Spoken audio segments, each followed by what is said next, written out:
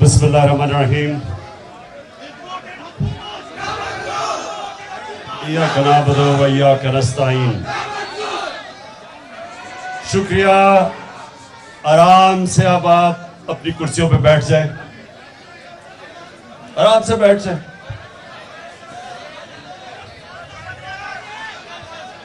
سب سے پہلے جے پرکاش، میں آپ کا شکریہ ادا کرتا ہوں کہ آپ کی اور آپ کی ٹیم نے آج یہ اپنی عقیدت برادروں اور ان کے رہنماؤں کو یہاں بلایا، اور ہم تھوڑی خاموشی بیٹھ جائیں.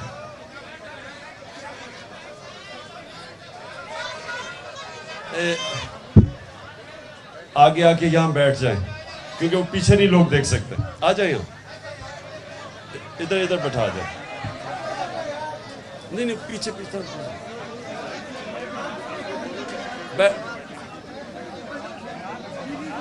بس یہاں بیٹھ جائیں. جی بس بیٹھ جائیں. بیٹھ جائیں نا، وہ کیمرے لگے ہوئے ہیں. بیٹھ جائیں. بیٹھ جاؤ.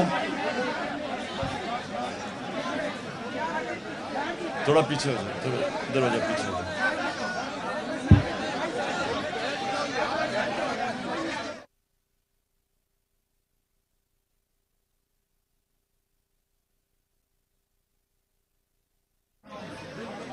آرام سے.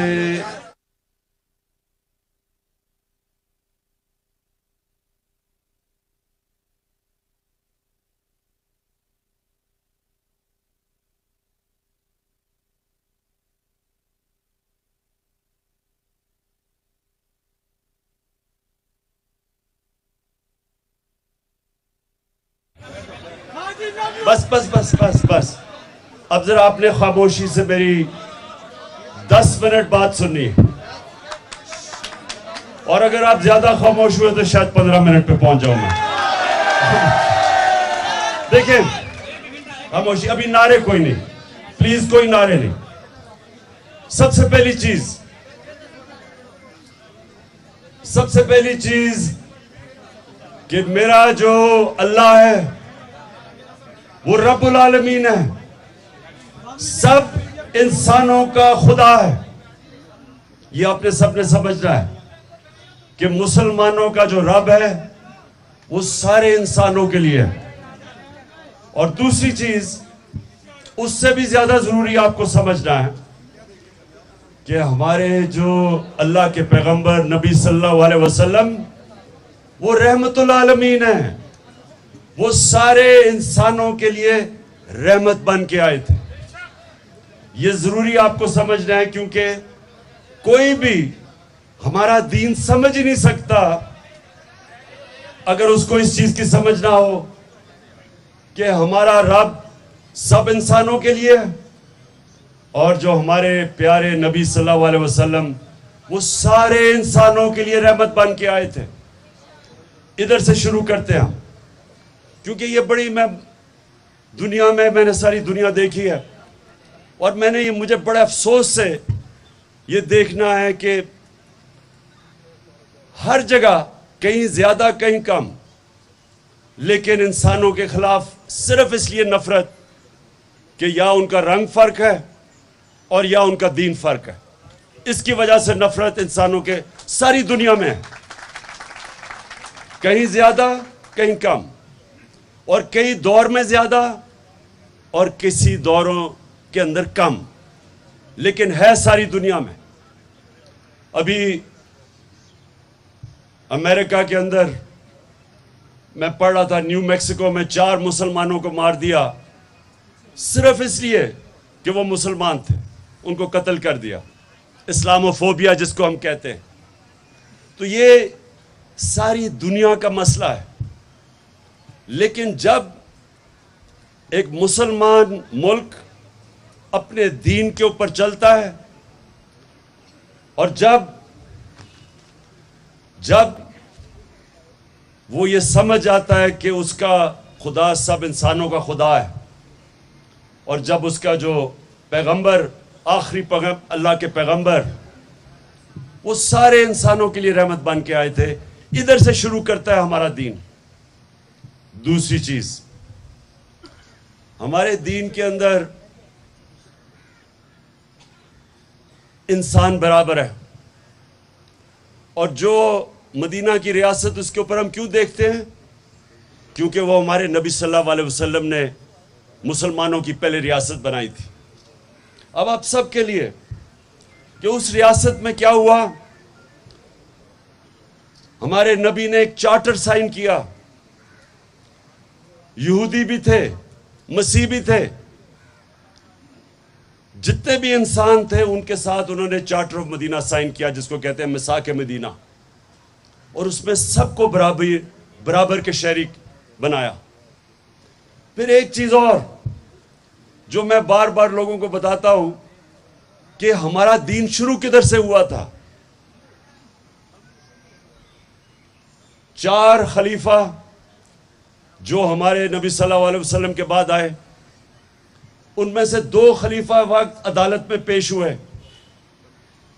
جو ہماری مسلمان جو ایک بہت بڑی ہستی مسلمانوں کی حضرت علی رضی اللہ تعالی، وہ عدالت میں جاتے ہیں اور ان کا کیس ہوتا ہے ایک اقلیت سے، یہودی سے. اور وہ آپ یہ سمجھیں کہ خلیفہ وقت ہیڈ آف سٹیٹ ایک اقلیت کے ساتھ عدالت میں جاتے ہیں. پہلے تو یہ سوچیں کہ کتنی آج دنیا میں ملک ہیں جدھر ہیڈ آف سٹیٹ ایک عام اقلیت کے ساتھ عدالت میں پریزنٹ ہوگا.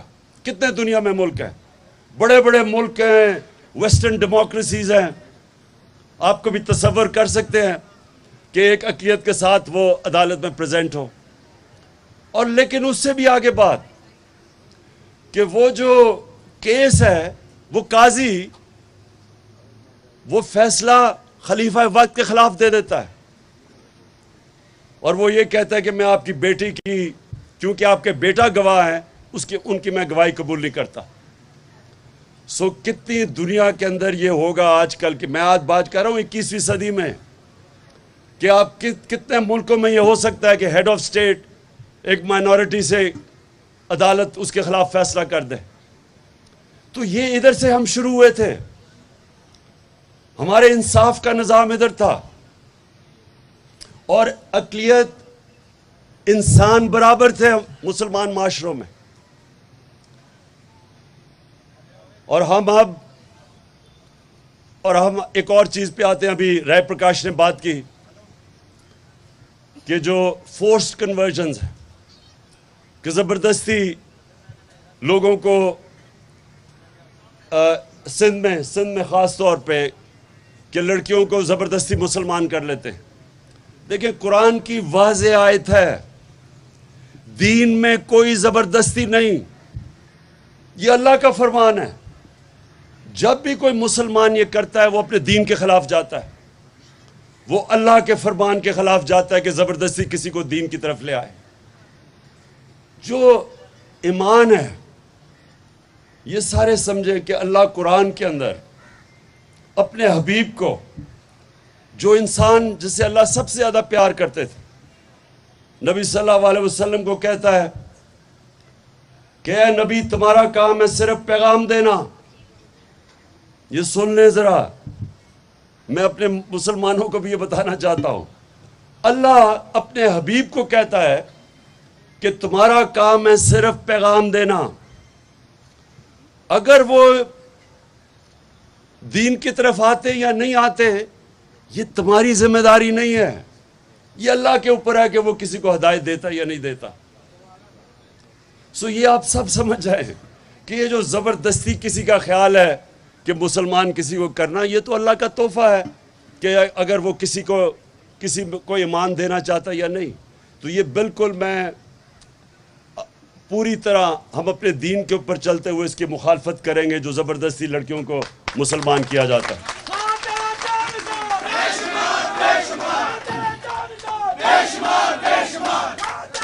بس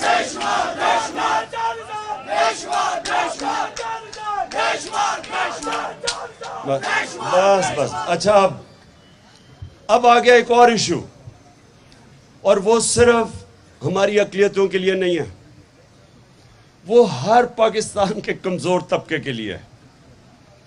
دیکھیں، انصاف ہوتا کیا؟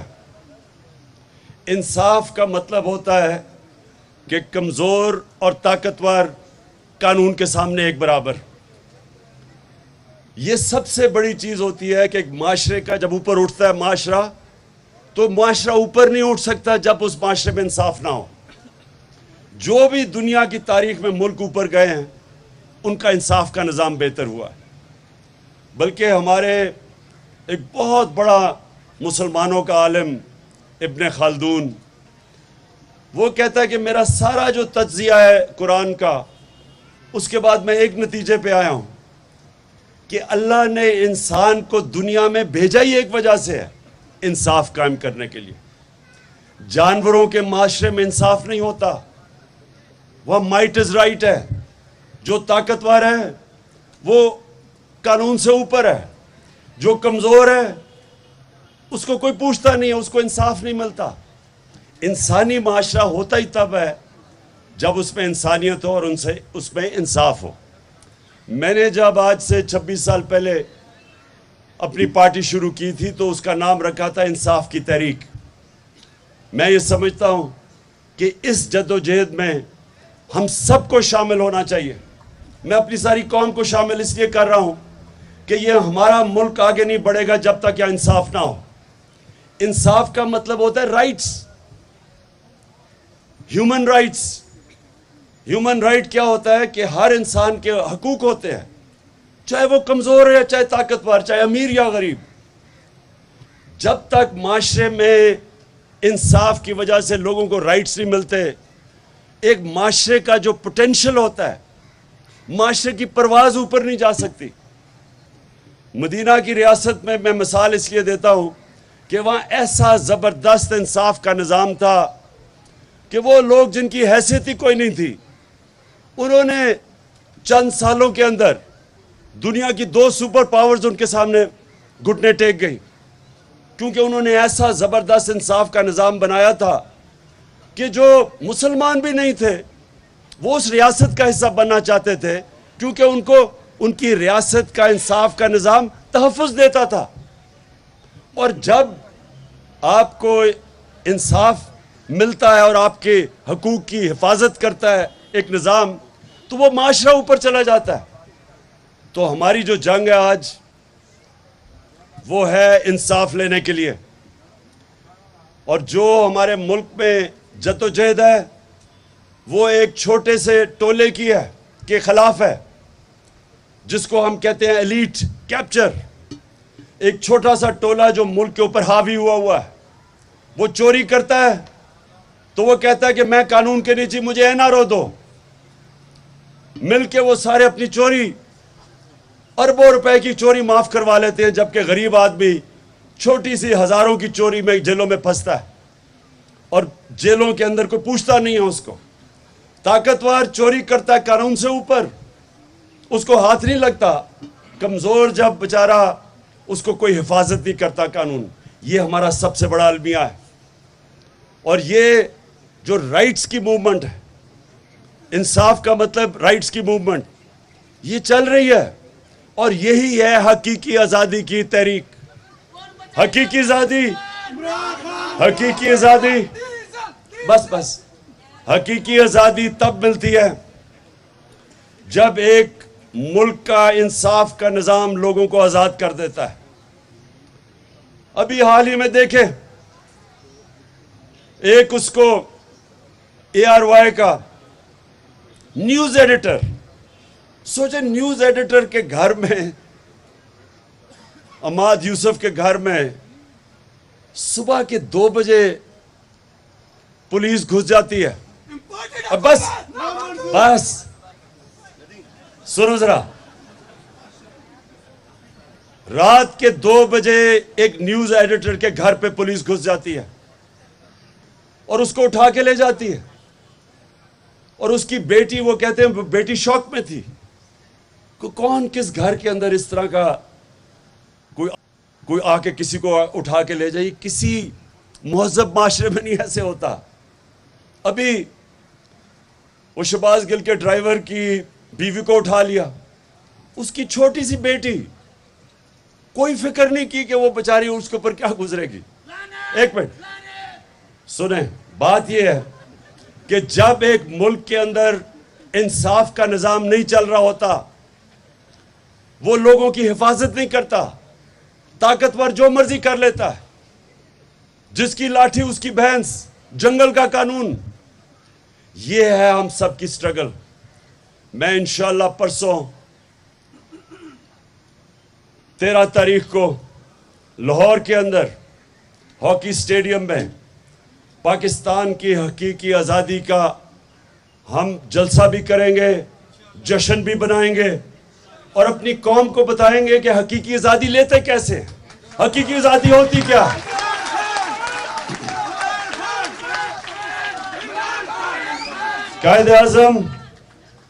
قائد اعظم آپ سب کو پتا ہے یا پتا نہیں کہ قائد اعظم نے جب اپنی سیاست شروع کی تھی تو ان کو ہندو مسلم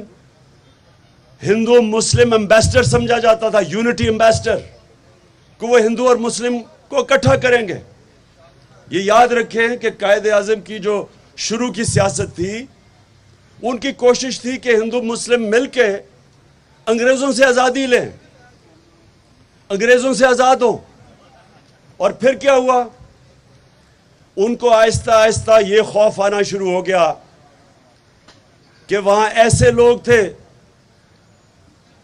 وہ جو کانگریس کے اندر ایسے لوگ تھے جو کہ صرف یہ دیکھ رہے تھے کہ وہ سب کے لیے, اقلیتوں کے لیے آزادی نہیں چاہ رہے تھے, وہ صرف ہندوؤں کے لیے آزادی چاہ رہے تھے.